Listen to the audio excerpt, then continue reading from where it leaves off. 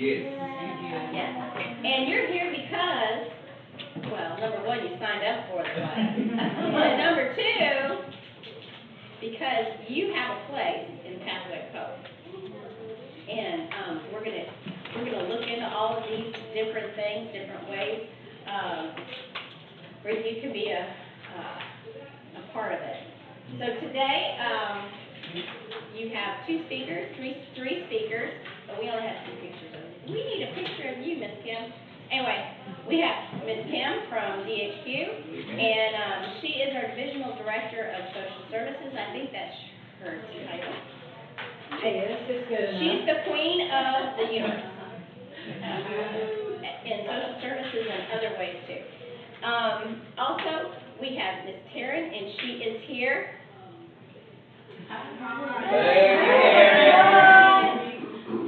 Isn't she lovely? She's beautiful. She is our, I'm going to give her a title. She is our lovely Pathway of Hope director, trainer, specialist. Yeah, that's good. That's good. I like that even better. Specialist. She is the specialist. And I am Meredith from Dallas. So, Major Mary. oh, Major Mary Meredith. But today, I'm wearing my uniform because I want you to see the partnership that we have as soldiers with our social services Pathway of Hope. And that's what we're going to be looking at today. And we're going to explain to you the Pathway of Hope is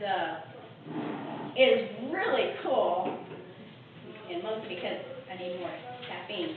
But it's a really neat thing that today we're going to talk about how through Pathway of Hope we can walk alongside of families who are trying to get out of poverty. And that's really what we're going to be looking at today. So, let's see.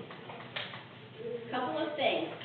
We still have coffee and snacks outside and water, so if you need to get up and walk around a little bit, you're welcome to do that. We do have chocolates, and we'll be passing those around. Feel welcome to have it. I rationed them earlier so that they would be here, but I think I rationed them too much. So anyway, we do have a little raise the hand kind of thing here today. And I was wondering, besides just now when I said the word Pathway of Hope, have any of you heard of Pathway of Hope before in the past? I have. Ooh, that's exciting. Now, are any of you Pathway of Hope case managers? Oh, we have one. Yay, Renee. She knows about it. Yay. Okay, and Rudy. Rudy wants to do Pathway of Hope. he will. He has no choice now. Oh. So, also, if you would like ice cream, or if you like ice cream, raise your hand. See, we're not going to have any today.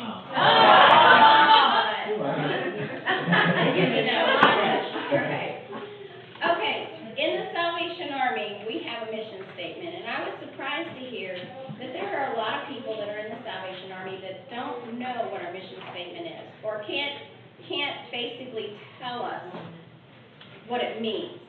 So in the Salvation Army, we have this mission statement, and it's the same one here as it is everywhere else in the world. And we're in over 130 countries around the world right now. The Salvation Army, an international movement, is an evangelical part of the Universal Christian Church. Now, what's really cool is you guys know that we're a church. A lot of people don't know that. Its message is based on the Bible. Its ministry is motivated by the love of God. Its mission is to preach the gospel of Jesus Christ and to meet human needs in His name without discrimination. So, that's, in a nutshell, who we are as the Salvation Army. Now, I love this. Many of you are soldiers in the Salvation Army. Okay? And you may have, now I didn't sign one of these, but it said the same thing. It was called an Articles of War. Okay? Now we call it the Soldier's Covenant, and it's the same thing. And we have a handout. If you're wanting one, it's not the pretty one that looks like this. The one that I have just is the words. And basically, what I want to remind you is that every soldier has a calling. Now, I'm talking about soldier of Christ. Okay, I want you to know that as in the Salvation Army, or as a Christian, we are called to do what? Save souls. Tell people about Christ. Yes. Well, what I want you to know is that in the Bible, it talks about what we're to do. We're to love one another. We're to love others. Is Christ love us? Others first. Yes. Yes. So we are called to love other people no matter what, as Christians. Jesus made that mandate for us. In the Old Testament, it even says this: He has showed you, O man, what is good. And what does the Lord require of you? That's what we're going to talk about, what the Lord requires of us. To act justly and to love mercy and to walk humbly with your God. There's a Christian foundation for the pathway of hope, and it is found in God's Word. Pathway of hope is not it's not a new idea, not really, because when you get to the basis of it, it is about loving others and helping them in their time of need. What it is, though, is a new mindset. And we're going to be talking about that some more. The pathway of hope strengthens the Salvation Army's existing mission. It doesn't take the place of its mission. It works within the mission of the Salvation Army. And it works within the methods we already have to meet the basic needs of individuals in families who have few supports and they need help to accomplish this on their own. The Pathway of Hope offers sustenance to families that commit themselves to the process of positive change in the trajectories of their lives. Somebody in the earlier class said, it's for people who decide to make a change in their lives. And that's really quite exciting. So that's where we are. We're going to open in prayer. And let's pray. Dear Heavenly Father, we thank you for today. We ask that you would lead us in our class today, and that we would learn more about how we can minister to those in our community, especially those who are walking along the pathway of hope.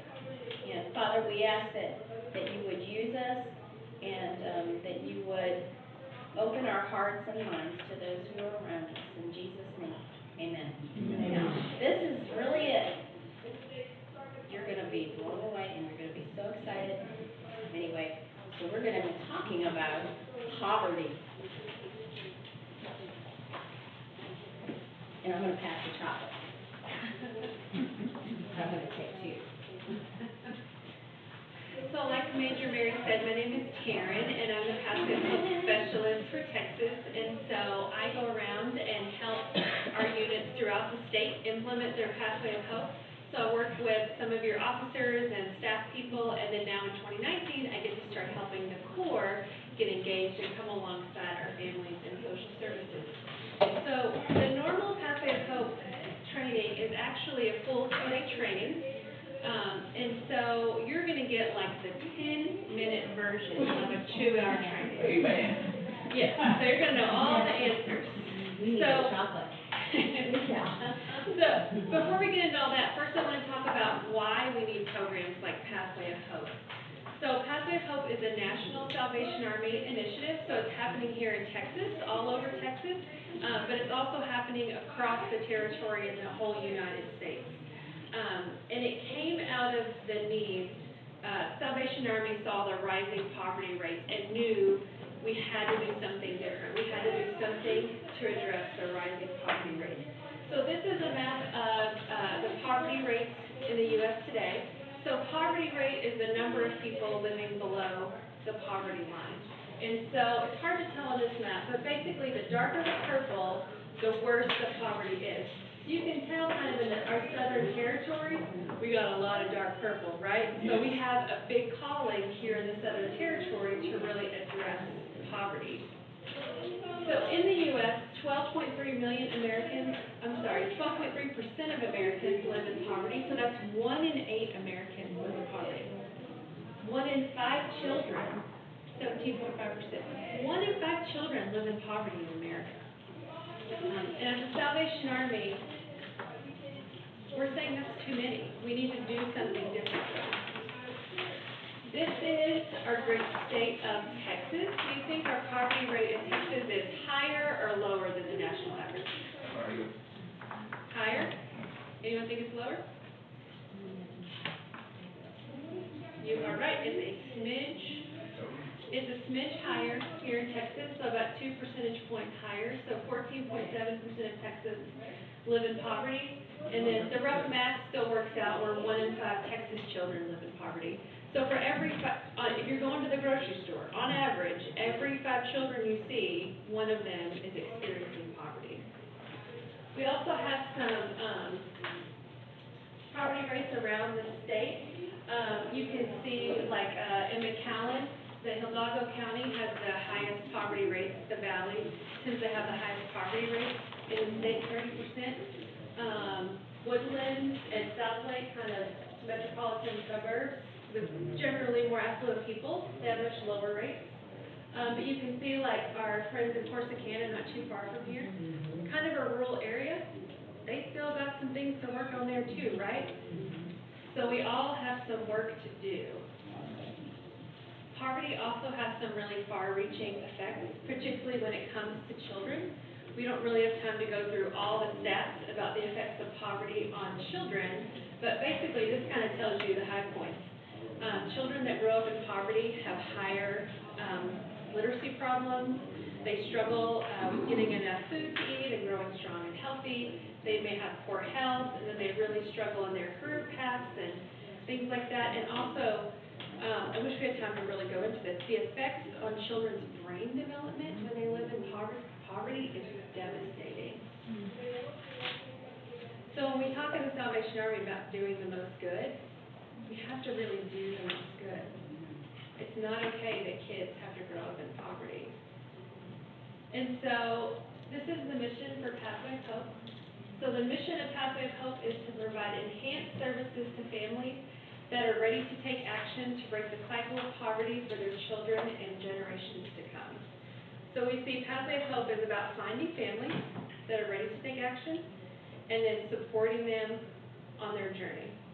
And like Major Mary mentioned, Pathway of Hope is not a new program to start doing. Rather, it's a shift in thinking that helps address the root causes of poverty. So for an example, most of you probably have a food pantry at your core. So in Pathway of Hope, you're still going to give out food in your food pantry, but with Pathway of Hope, you're saying, hey, have this food today, God bless you, but then you're trying to have a conversation and see how do we kind of help you work on some things where you don't have to keep coming back to the food pantry. So we don't want you to give up services. We're saying keep doing them, and let's see what else we can do. So we've talked about kind of why we do Pathways of Hope. So let me tell you a little bit about what we actually do in Pathway of Hope. And so we've already talked about Pathway of Hope is about finding those families ready for change and then providing them these longer, more intensive services, right? So when we talk about what it really looks like to do Pathway of Hope, it boils down to 3 C's: clients, core, and community. So the first C is clients, and this is where we're providing enhanced services to families with a desire to take action. So that's our case management, that helping process that our social services staff go through with families, so they provide those longer term services. And we're really asking questions around like where are their families coming across our units that need connection to these long-term resources, and how can we make a greater impact on families. Next is core. This is capital C core. Where we're bringing all of the Army's internal resources to bear and align them to the needs of the client. So the Army has a lot of great, powerful internal resources already, right? We have great staff, we have wonderful core, we have great core leadership out there, wonderful officers, we have community relationships, we have these wonderful advisory councils. So we've got a lot of great things already in-house, right? So we're trying to figure out how do we leverage all of those good internal things and connect them with our families and social services. The last C is community, and this is where our kind of community coordination process. You know, how do we recruit and engage more volunteers to get involved? How do we build more partnerships in the community with organizations and businesses that can also come alongside a family to help them? And so a lot of what we're doing with the social services and staff and the officers is we're trying to help them figure out how do they incorporate these 3 C's there at their unit. How do they raise their levels of getting involved in the community? How do they get their core people and their other internal resources more involved with families? And then how do they maximize their time with families coming through their social services programs? I think we have some friends here from Lubbock, right? Right. You guys, yeah. Were you here before? No. Okay. There's a guy that looks just like you. You hear that? There's a guy from Lubbock that looks just like you. Okay. So this beautiful family, aren't they cute? This is the Romo family in Lubbock. They're actually current Pathway of Hope clients of ours. And when they started in Pathway of Hope last year, they were homeless, and now they're in the process of purchasing their own home. Their wonderful case manager, Tammy, there in Lubbock, kind of works with them with that intensive case management and kind of help them, you know, set goals and, you know, work on those goals. And then other staff, some of their development staff and the officers worked on developing community relationships there in Lubbock, and they formed a partnership with the city where they were able to, the family purchased a foreclosed home through the city at a much reduced cost. The officers provided pastoral care and marital counseling when the family needed it. The soldiers there kind of put together some family nights for their families involved in their social services program. So everyone kind of got involved there at the core to wrap around the family and provide those supportive services. And we have lots of other wonderful stories like that all around our division. So remember I told you our regular training is really long, right? Or it's 2 days. So we talk about a lot of key features of Pathway of Hope. Today I'm only going to tell you about 2, and they're the 2 that apply to you. So the first key feature is holistic, our holistic approach in the way we serve our families or serve clients. So you can see, like, we know God makes us more than just physical, right? We have spiritual sides, we have emotional sides, but in social services, when we work with clients, where do we really focus all of our attention on? Which of these areas? The physical, right? Right, and that's not bad, right? Let me show you some examples. It's not bad, like, people need food in their bellies, they need a roof over their head. Those are things we have to continue to do, right? But sometimes we don't often focus on the spiritual and emotional side of things that really could help a family move out of poverty. What we really see is you can provide drawers full of cash for families, but if the spiritual and emotional side isn't all together, they're going to struggle getting the physical side together. So in Pathway of Hope, what we're trying to do is take our experts in social services that are really great with those physical needs and pairing them with our experts in spiritual and emotional needs, our core members and our officers, and kind of putting them together. We're taking our 2 sets of experts and kind of wrapping them around a family to be able to address all these facets of a person. Next we have our team approach or team effort. So we need a lot of people to join a family to overcome poverty. So you'll see here with our little client here in the middle. On the left there is a lot of our external resources. So, other nonprofits, colleges, government agencies, some local businesses that can come alongside and help a family. And then on the right in the red is some of our wonderful internal resources that can come around and help a family. So it takes a lot of people, right, to come around to provide everything a family might need. But my favorite thing about this is look how many people it puts around a client to encourage them, to cheer them on, to care about them. So it's really beautiful when this works well, because clients get so much encouragement and so many people to cheer them on.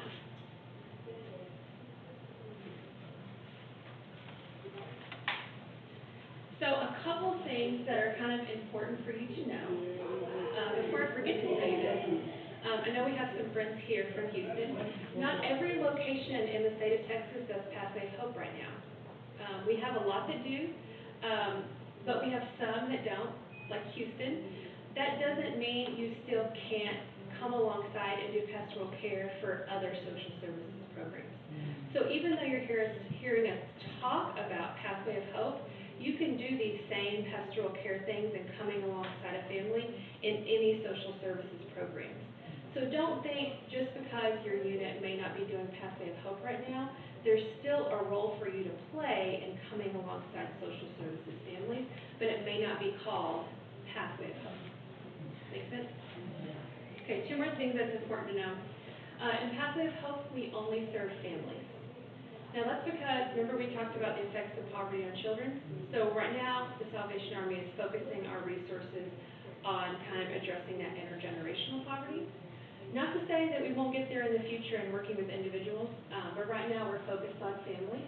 And then we're also looking for families that are going to be around for a little bit, because again, we're trying to engage a family over a long period of time. And so when we recruit clients, we're looking for people that have the potential to be around for a little bit. And then finally, so we've been doing Pathway of Hope here in Texas since 2015. And even though we're only a couple years old, they've already done research and different things about Pathway of Hope. And what research is already showing us, so what the numbers and the stats are already showing us, is when a family is involved in Pathway of Hope, they increase their income and they have higher levels of health. But what's really cool is what we're able to show on paper is that pastoral care is effective with families. So when a family gets that pastoral care and that spiritual support, they achieve better outcomes in the material and physical side of things.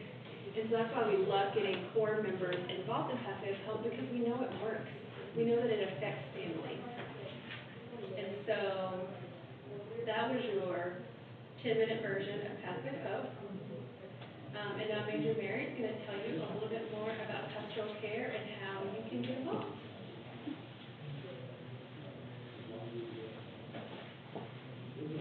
Pastoral care is very important, and you can do it. You don't have to be a pastor. That's the cool thing. You can be who you are and who God created you to be. Through pastoral care, it's emotional and spiritual care that includes a lot of different things.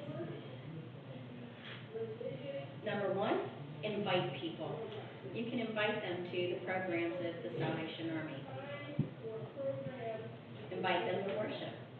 Invite them to Sunday school. Invite them to Bible study. These are places where they can have the support that you already know is there because you're going there.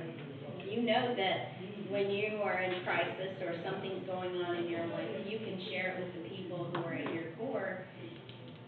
This is the same place that they can receive that kind of care as well. It can be a listening ear. I love it when people come to me and they just want me to listen.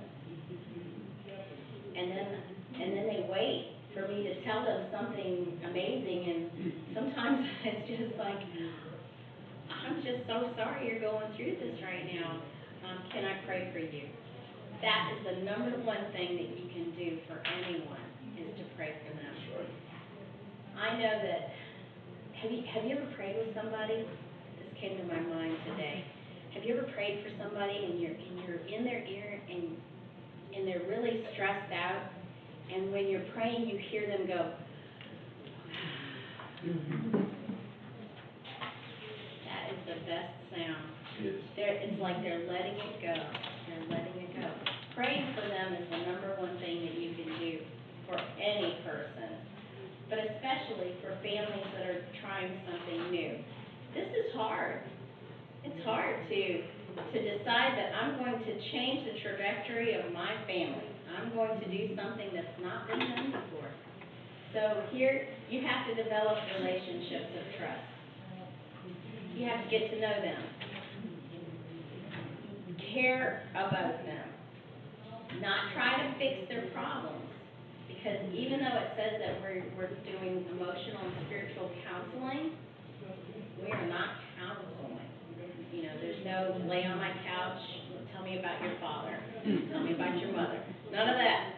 It's tell me what's going on in your life. And not trying to fix everything for them, but caring about them. Provide opportunities for them. Connect them to our programs. That's important. And there are all kinds of things. Pastoral care teams. Number one, we're going to do raise a hand again. How many of you would like to help in social services? Especially in Pathway of Hope. Well, there's a way to do it. Go to your core officer and ask them about it. Ask them. Now, we talked about this already. Don't go to, I'm just going to give you a little warning. If you go to your core officer and say, yeah, I got training to do Pathway of Hope, and I want you to start a new program for me to do. They're going to look at you and say, well, can you come back in about a year? We'll talk. But if you come to them and say, listen, the Lord has laid it on my heart, I want to write notes of encouragement to people who are in Pathway of Hope, or people who are going through problems, or I'd like to pray with people, or I'd like to help put food boxes together, something like that. Tell them something tangible, where they don't have to come up with the idea for you. The Lord's going to lay it on your heart, and then when you go to them and say, I want to help, and this is how I'm able to help, they're going to be thrilled. I can tell you, because I was a core officer about 3 minutes ago. And it's important. The officers are responsible for putting together pastoral care plans for Pathway of Hope. They have to fill out all kinds of paperwork to do Pathway of Hope. And they have a plan. They have to meet with the people in Pathway of Hope. They have to help them along the way. The spiritual, emotional component of Pathway of Hope is very important. And so you can be a part of that. Officers, they need your help, and they want a pastoral team. You need to also understand that what happens at one core may not work in your core. May not work because every family is different. Every family is different. I've had clients with older kids. I've had clients, families with younger kids. And what worked with the older kids did not work with the younger kids. And then you have other people who are very open to have the whole core come around them. And then other families that are just not interested. It's okay. It's okay. The prayer part can happen no matter what. Your role is determined on many different things. Your giftings. What are you gifted? I had this one lady. She was not good on the face-to-face. She didn't care. She did not want to hear about their problems. But she had a heart of compassion, and she would write notes. And every week, she would have a stack of notes for me to give to our caseworker, and our caseworker would hand them out to the families as they came in. So, it also, is your time available? Maybe you're available during the day. Maybe you're available during the afternoons or in the evening or once a week. Or maybe even just a couple of days out of the month. And it depends on the need of your core.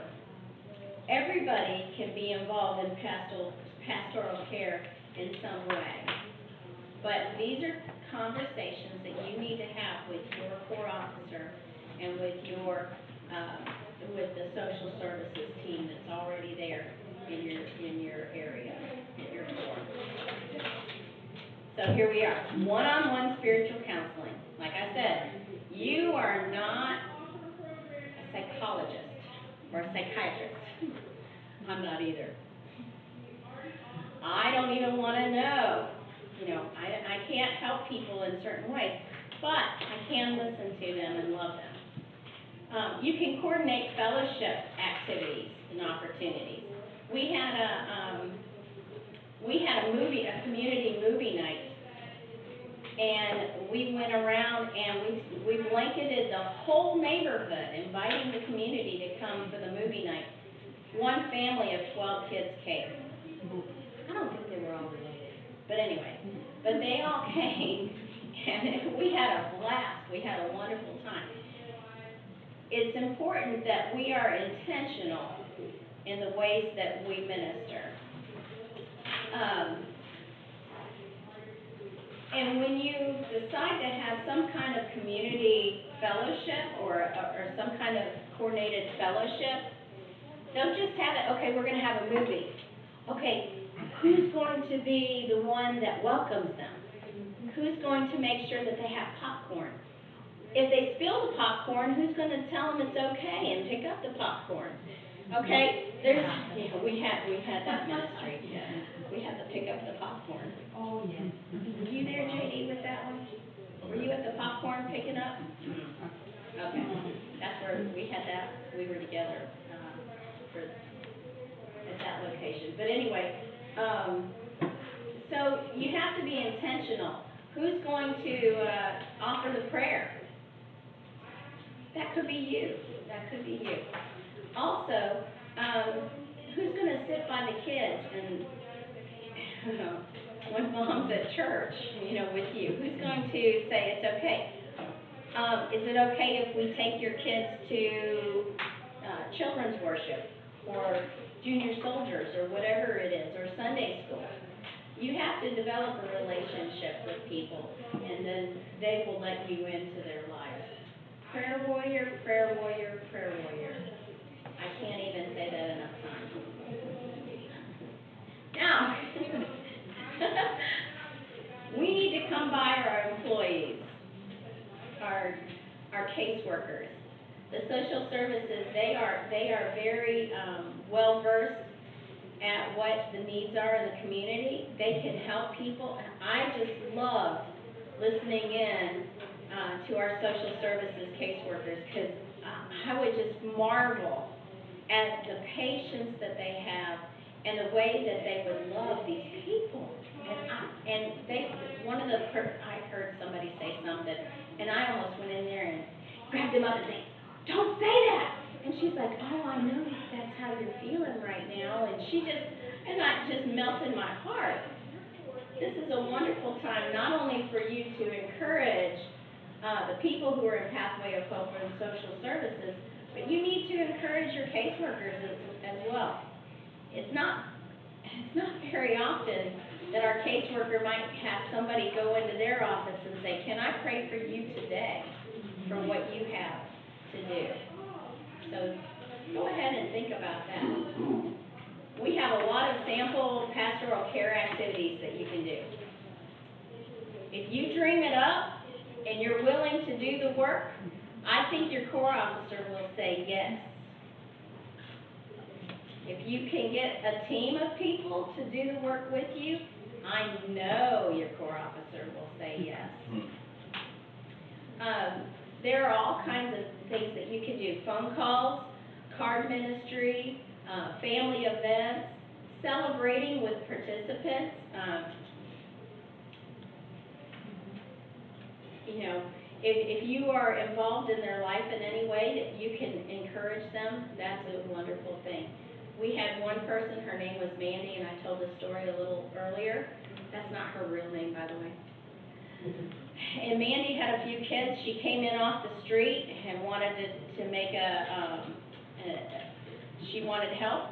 And we said, what are your goals? And she said, I need to move into a safer home. I'm tired of my kids sleeping on the floor and bullets coming through the house. We need to have a safer place to live. And so we asked her, okay, well, what's keeping you from moving? Well, I don't have a job. What's keeping you from having a job? I don't have a high school education. So we started working with her. Her children became a part of our school for our music program, school for performing arts. He was there, you know. And the kids would come on Monday night from 5 o'clock until 8 o'clock. And while they were with us, the Salvation Army, and we were teaching them music, Mom was at GED class. Okay? So we were able to provide her with a place that her kids could come. And the children were coming to after-school programs, so we were helping with homework. So Mom was doing homework. She was literally there with us, and tutors were helping her and the kids at the same time. And guess who did the work? Not this girl. It was the core leadership. It was our local officers that came around that family. When we left, she was able to get a part-time job. We had hooked her up with other nonprofits in the area.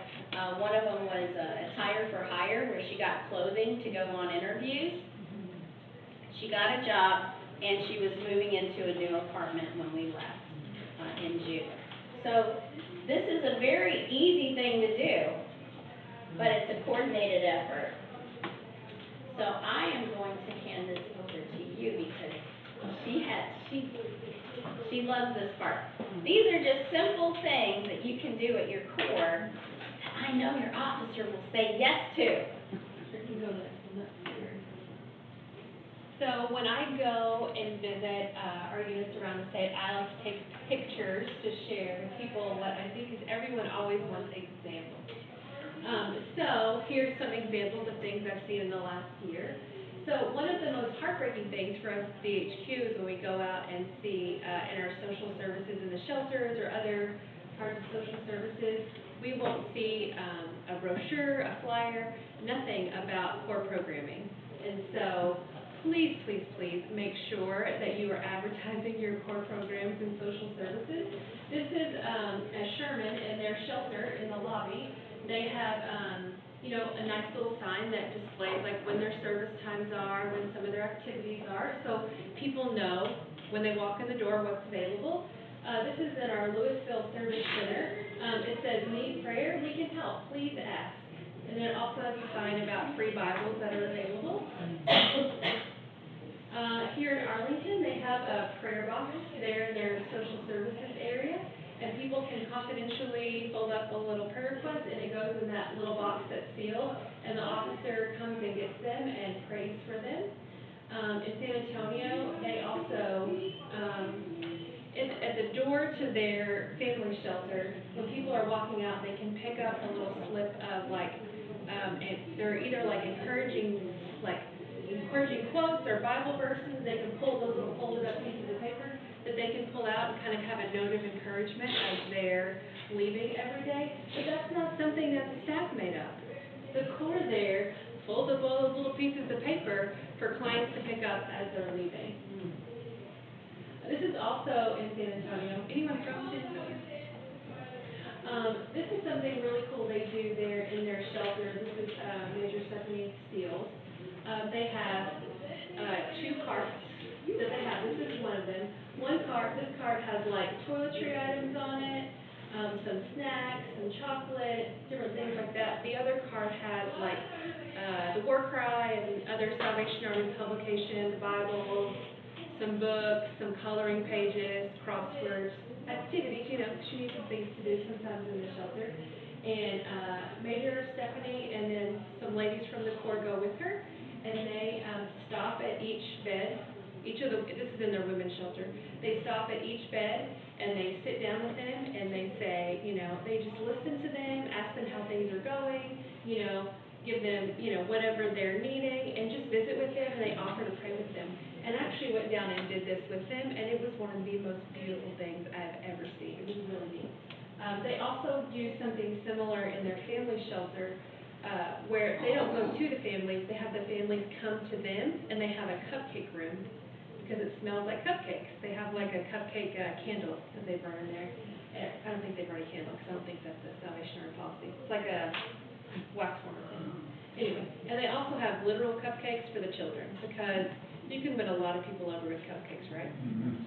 So the families come in, you know, they get their laundry detergent, their shampoo, whatever the family needs for that week, and their pastoral care team is in there, and they get what they need, but then they visit with them.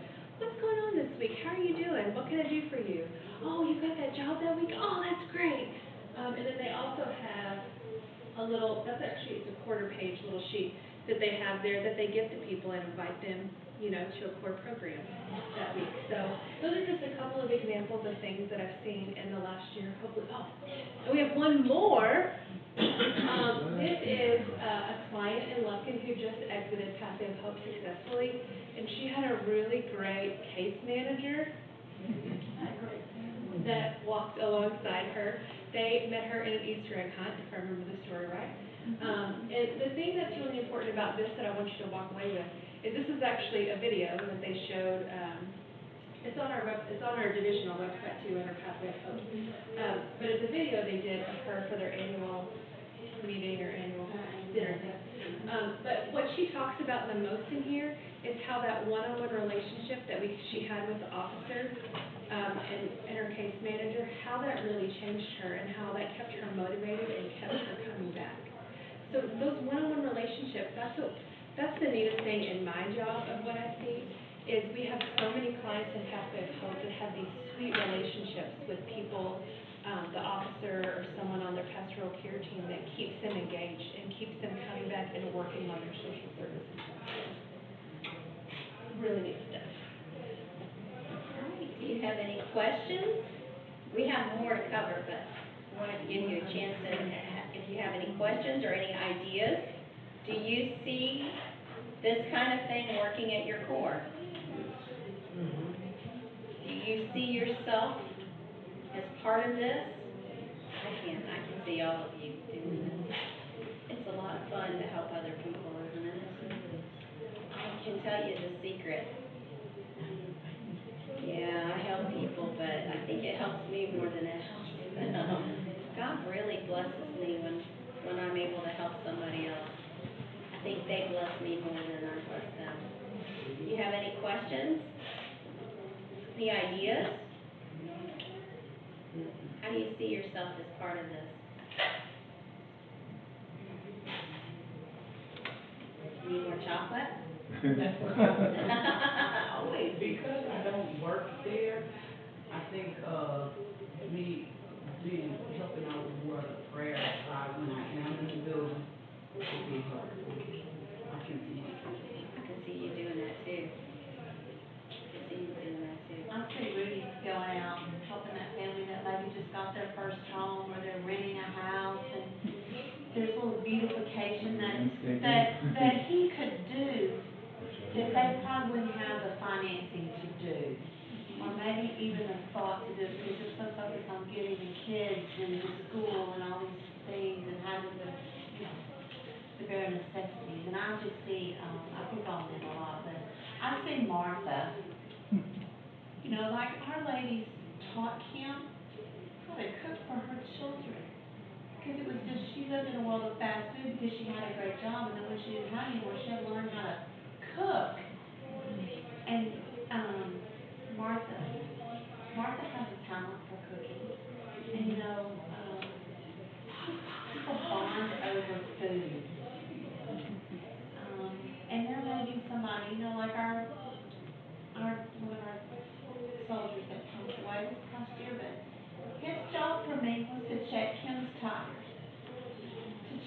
oil to do those things that her spouse is no longer there to do. I mean, there's something for everybody.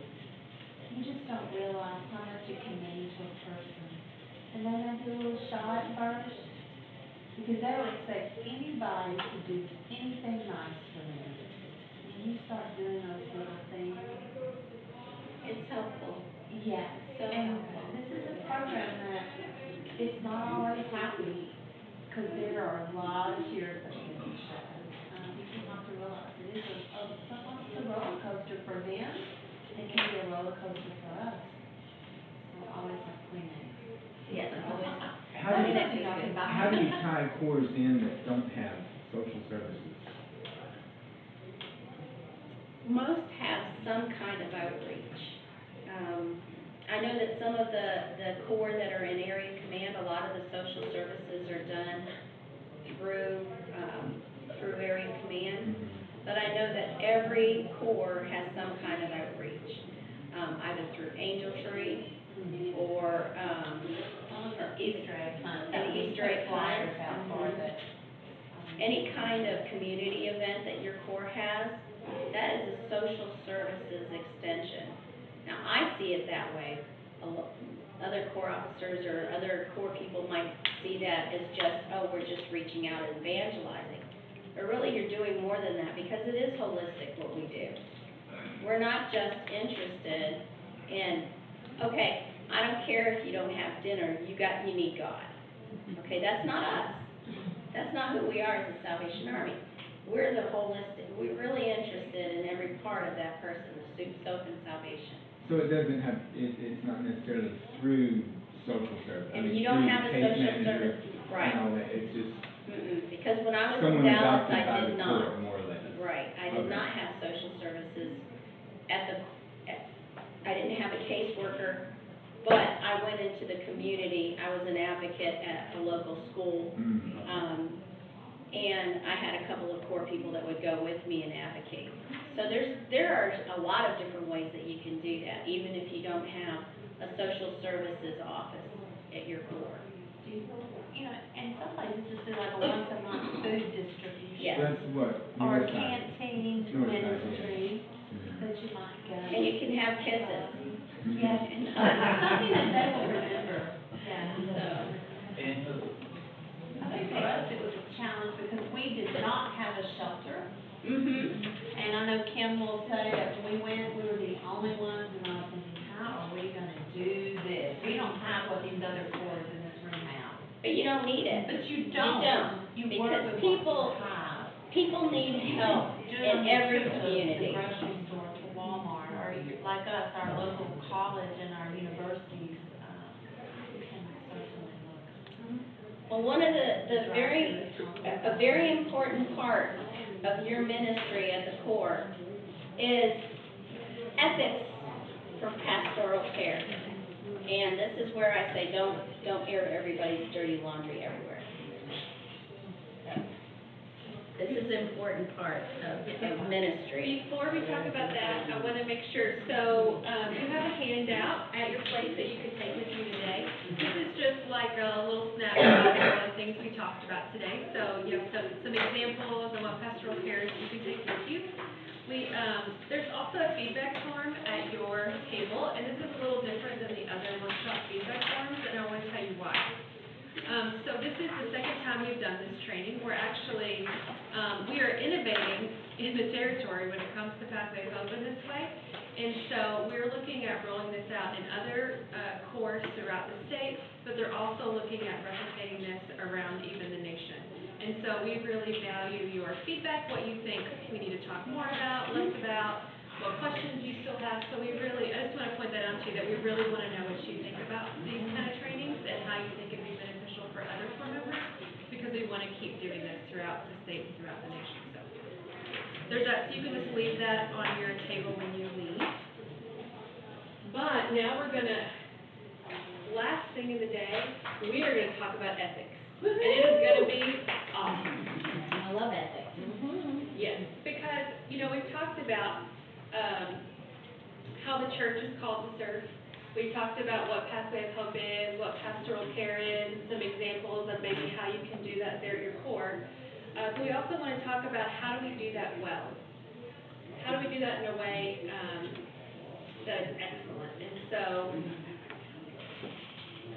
this is the Salvation Army Social Services Code of Ethics. So why do you think we have a code of ethics? Why do we have ethics? Does it matter? You have to have standards. That way you know everybody's getting treated without discrimination and equally and Yeah?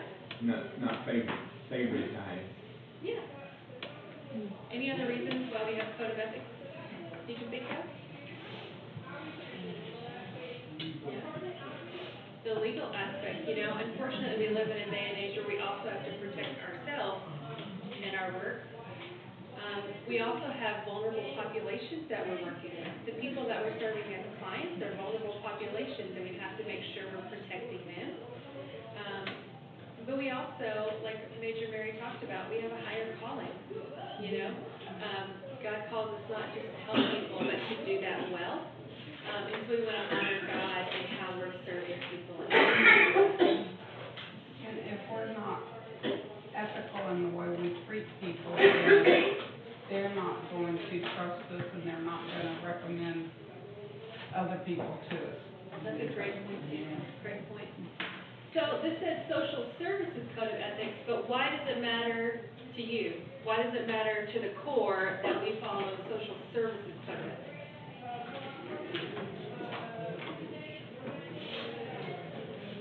What do you think? It's an integrity thing. Yeah. Yeah, a lot of the same reasons as why it applies to social services, right? All these ethics come from the minutes. Do y'all know what the minutes are? What are the minutes? Or what's the minute book? Have y'all heard of the minute book? So all our policies and procedures. Yeah. So it's all of our rules, all of our policies and procedures in the Salvation Army. And who writes the policy? Who writes the minutes? Does Major Mary need to get some chocolate and throw it in? So the leadership of the Southern Territory writes our minutes. So it's not Major Mary and Taryn or Kim coming and telling you, you have to do this. These are actual guidelines and rules that are given to us by our leadership in the Southern Territory. And the minutes cover the capital C Corps, so they cover everything. So it covers the social services side, and it also covers the core and the church side of things. So everyone is held accountable, and everyone follows these rules regardless of where you're involved in the core. So before we get in, we have a couple of slides we're going to go through about some different ethics that apply to what y'all might be doing. But before we get into this, I promise this will bring up a lot of questions for you. You'll be wondering, well, what about this at my core? What about that? And that is fine. We don't have a ton of time to get into all this. So if you have a specific question, we have our divisional, quite honestly, our territorial ethics expert here, Kim Ogleby, she's my boss, I'm the director of social services. So she is, I'm going to commit her right now. She will stay here all night if you want to talk about it. She will be here all night. So if you have a specific question that has to do with something at your core, please go talk to her after this, or come see me and I'll help you get connected with her in another way.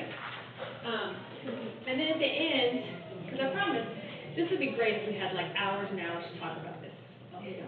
So I'm going to ask you two to hold your questions till the end if it's something that would be helpful for the whole group, and we'll talk about it. But I promise, we won't leave here today, like we won't, Kim and me and Major Mary, we won't leave until you get all your questions answered. Okay, here we go, guys. First, we're going to talk about confidentiality. And you see minute 58B. So that's the rule that confidentiality comes out of. It's a confidentiality policy. And so I'm not going to read all the minutes to you, but that's where these rules come from. So when you see on the left what minute it goes to, that's what all the things on the right are kind of coming out of. So confidentiality is keeping information private. Major Mary says don't air everyone's dirty laundry. I say don't share everyone's business. So we want to have confidentiality first on paper. Does anyone help with Angel Tree or volunteer in social services in some way, or work in social services? So you probably see like client names written on applications or client names on something. So you want to make sure with any kind of paper that has a client name or client information on it, you want to make sure it's closed, covered, or placed in a position to minimize incidental disclosure. So what that means is turn the paper over where everyone can't see it. Put it in a folder where no one else can see everyone's business.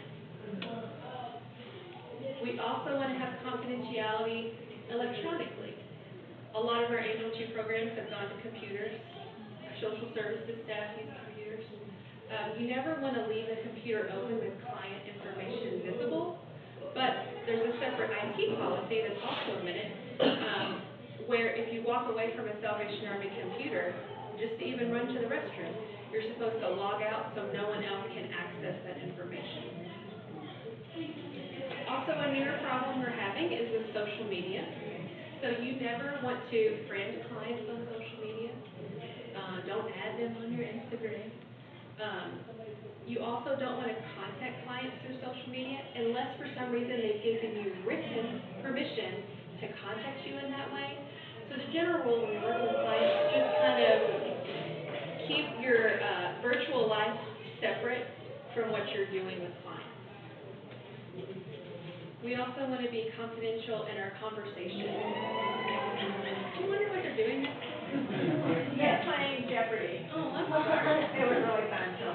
Oh, that sounds fun. I know. I'm like, what are you doing? Yeah, we have chocolate. We usually have kind of 12 Oh, there you go. We're learning the real stuff. Yes. So we also want to be confidential in our conversation. We don't ever want to disclose that someone has or is a current participant in a Salvation Army program. Again, it's their story to tell, not yours. If you may have something come up where you want to talk to your officer or another like social service staff person about a client, you want to make sure you're only sharing like need to know information. Like what's the minimal amount of thing do I need to know to share with the officer to communicate the situation that will be of benefit to the client. You also want to make sure you're never discussing the client situation with others. Again, it's not your story to tell. It's someone else's. So we want to make sure we're keeping everyone's information and their identity confidential. Well, their identity as a client confidential. We also want to be confidential in our prayer. I hope you've heard here today the most valuable and important thing you can do for our clients in social services is to pray for them. That's where we need you the most. But we need to do that in a way that protects our vulnerable populations that we're serving. And so don't put prayer requests in the church bulletin for clients. Don't share them in a prayer meeting. Don't even go tell your friend, hey, can you pray for my client that I'm working with? Unless you have the client's permission to do so. Again, it's not your story to tell. And ma'am on the front row, what's your name? Sharon brought up a great point. We want to be known as a trustworthy organization and a trustworthy church that people can go to and feel confident that their information and their things are going to be protected. Finally, we want to have confidentiality in location. And this means making your core a safe, comfortable place where clients don't have to wear the label of client. You want to let your social service clients just be regular tenders in your activities. We don't need to point out, hey, here's so-and-so, they're from the shelter. Or here's so-and-so, they're a Catholic Hope family. If you know that kind of information, you want to keep that confidential. You want to create an environment where people feel safe and comfortable that they can be a regular attender and a visitor like anyone else that would come into your core. You also want to make sure you're having like personal, sensitive conversations about clients in private areas. You don't want to yell across the lobby, hey Kim, how was your AA meeting last night? Or you don't want to yell across the sanctuary, hey Major Mary, how'd your mental health assessment go? So we want to even, sometimes we will be privileged to know things that we're in a different circumstances, we can't share them or ask like today. And a lot of times, they may not tell us, the case may, they may tell the core officer. And we That's right. won't, they may tell us something but not be willing to tell that core officer, and we can't tell it. Yeah. And that's Kim really, was saying really, that, so. it's really, really hard, but that's our job. Yeah. And then that other person said, well, you didn't tell me that. Well, I couldn't tell you that. Yeah. Not until they want to tell you. Sure. And when does confidentiality not apply? Trying to harm themselves or others. Yeah. We follow safe from harm. So if we ever know someone's in danger to themselves or others, we want to follow those policies. And also, if you ever see something that's unethical, you want to make sure you're telling your officer about that as well. And we do have to remind our officers that, because sometimes the same thing with us. Sometimes our heart overrides our head, Yeah. and we have to be bold and speak up. Yeah, it's good to be reminded of that. Yeah, because they appreciate it in the end. We also want to have ethical boundaries with our social services clients. So we only want to have one relationship with clients. So this means when we work with a client, we're serving in a helping role, right? We're helpers. And the only relationship we have with them is as that helper. So some examples of this, we don't go into business with clients, we don't date clients. Again, when we serve in this helping role, we have to stay within the boundaries of that helping relationship. We also want to give hope, encouragement, and prayer, not cash. So in social services, it's really hard. People come to you with hard stories that'll break your heart. There are very, very few true emergencies. And again, we're talking about roles, right? We have the experts in social services over here, and then we have you guys who are experts in the spiritual and emotional side of things, right? And so our role, or your role in pastoral care, is to connect those clients when they have a need to social services or to an expert in the community that can help them meet those material needs. Your role is not to save them or to fix them. Your role in pastoral care is to come alongside them and be their friend, listen to them, encourage them. That's your role. So you want to stay away from giving people gifts, never ever give clients money. If you really just feel convicted that you should take care of a material need, you want to talk to your officer and see if there's any alternative opportunities to do that.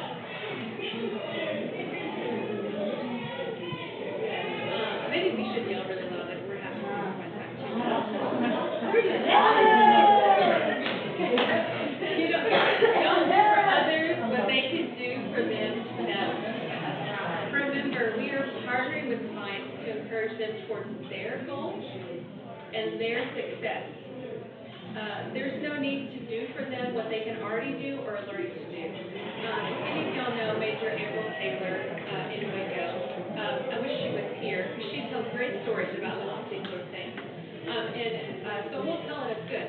But she talks about how we don't want to switch on a light for people. We want to show them how to turn on the light. We don't want to, she does an analogy of planting a tree. We don't want to go dig the hole for the client, plant the plant for them, and then come and water it every week for them. We want to give the client the shovel and then walk alongside them and help them learn how to take care of the trees when they're ready to do it on their own. So you want to make sure you're encouraging and celebrating client success. Man, point out the good. Every good thing you see, point it out. Encourage them. You can also model appropriate behavior for clients. Sometimes you can't always tell clients or instruct them, but they can see you model appropriate behavior. So, do things like being consistent.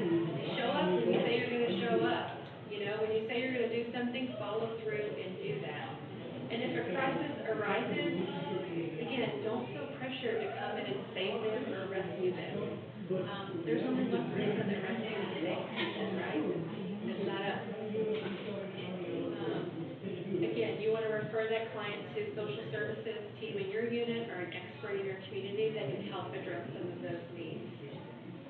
And you may also have an opportunity as you're building a relationship and a client is talking about, and you'll kind of will know, like, well, they make this decision, there's probably going to be a crisis in their future. You can look for those things and kind of talk to them about, you know, different opportunities or helping them problem solve and think through those things. We also want to make sure you report any abuse or unethical behavior. Okay, finally. We're going to talk about respect in our client interactions.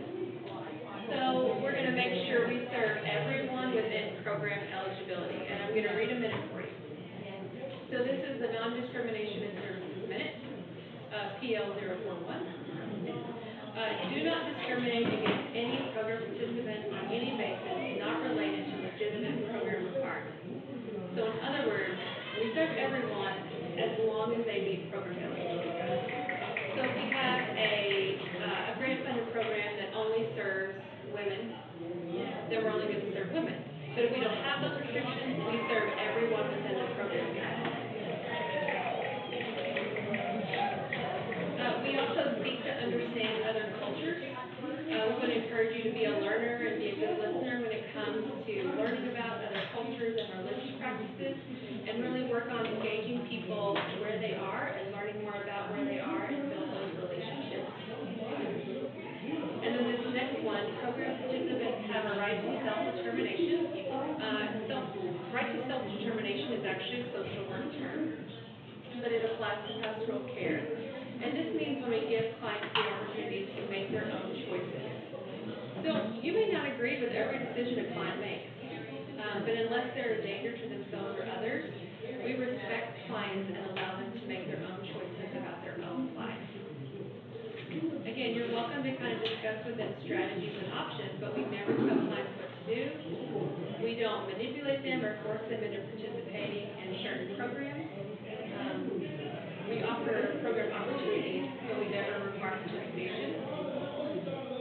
And then finally, along the same lines, we also never require religious activity participation. So the Non-Discrimination in Service Minute again gives us guidance on this, and it says we can advise program participants about available religious services and activities with non-judgmental inclusion, but not require their participation. So we offer opportunities to participate in Bible study or worship service or character building program or program, but we never require a client to participate in that religious activity to have access to any social services programs.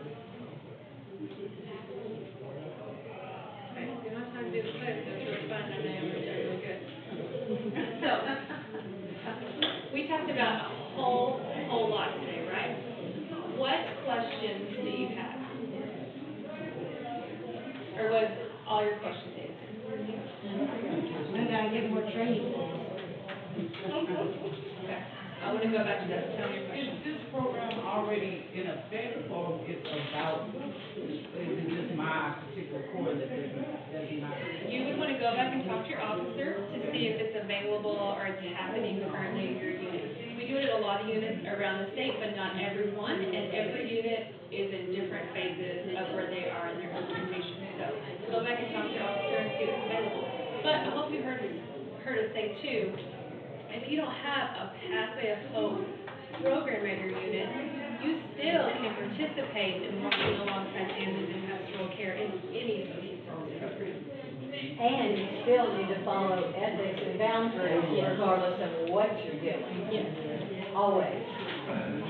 Yes. You have any, that's all. On the, what's going on with having a client? Any other questions? Oh. No, no more questions. Okay, we'll Ready be to go back around. and help? Yeah, we'll be around if you have more questions. And now Major Mary's gonna wrap us up. Next steps. What are the next steps? We've talked about a lot of things today, haven't we? What pastoral care is, why we do it, some ways that we can do it and how we can do it well.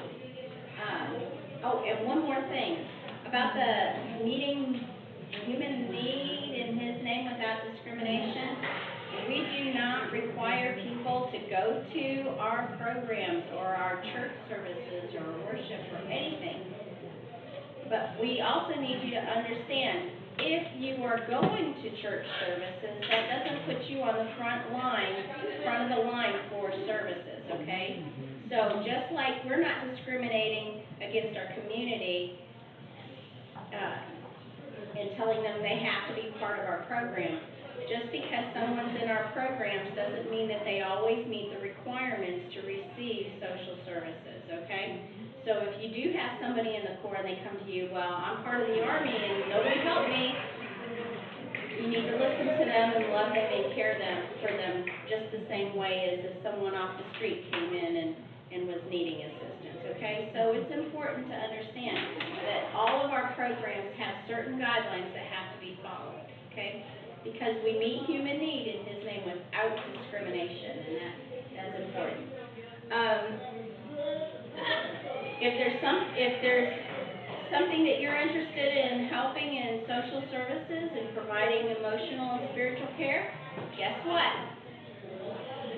Go to your Corps officer. That's number one, pray about it. God's going to help you and reveal to you what it is He wants you to do. The second part is go to your Corps officer. Okay? Go to your Corps officer. It's important. They will love to have your feedback and your help. They need you. They are not the Corps. You are the Corps. Amen. You are the Corps. I know, you are. We are. It makes me cry every time I think about it. It's wonderful. It's wonderful. And you are in the community. You're hearing about services that are available. Go to your social services caseworkers and let them know, hey, they're having an Easter egg hunt down the street. Maybe some of the people might be interested that come into our offices. Who knows? You are our hands and feet in the community.